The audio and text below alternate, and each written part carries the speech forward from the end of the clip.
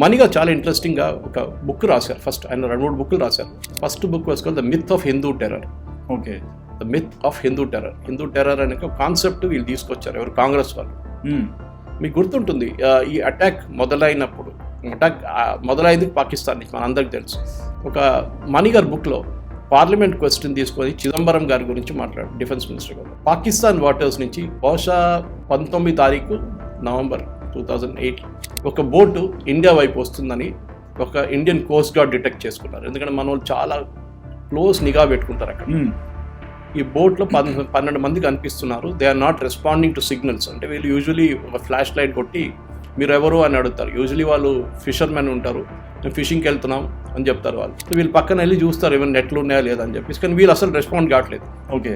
ఈ 12 మంది లోపలనే ఉన్నారు, ఎవరు బయట వచ్చి రెస్పాండ్. చిన్న ఒక బోట్ ఏం చేయాలని చెప్పి కోస్ట్ గార్డ్ డిఫెన్స్ మినిస్ట్రీకి ఒక మెసేజ్ పంపించారు. Action to be taken, please decide.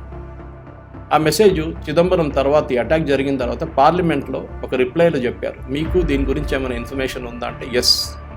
ఈ బోట్ కనిపించింది ఇంటర్నేషనల్ వాటర్స్, అంటే కరాచీ నుంచి బయటకు వచ్చిన తర్వాత ఇంటర్నేషనల్ వాటర్స్లో ఈ బోట్ కనిపించింది. ఇదే బోట్లో కసబ్ వీళ్ళందరూ ఉన్నారు. కానీ దాని తర్వాత చిదంబరం దగ్గర అడిగిన క్వశ్చన్, మీరు దాని తర్వాత మీరు ఏం చేశారు అంటే చిదంబరం ఇచ్చిన రిప్లై చాలా స్టన్నింగ్ రిప్లై. మేము కోస్ట్ గార్డ్ దగ్గర, ఇండియన్ నేవీ దగ్గర ఆ బోట్ని పోనీ అని చెప్పాము. ఎక్కడ పోతుందో పోనీ, దాన్ని ఏం చేయకండి. సో ఈ కేసులో why did Chidambaram do this?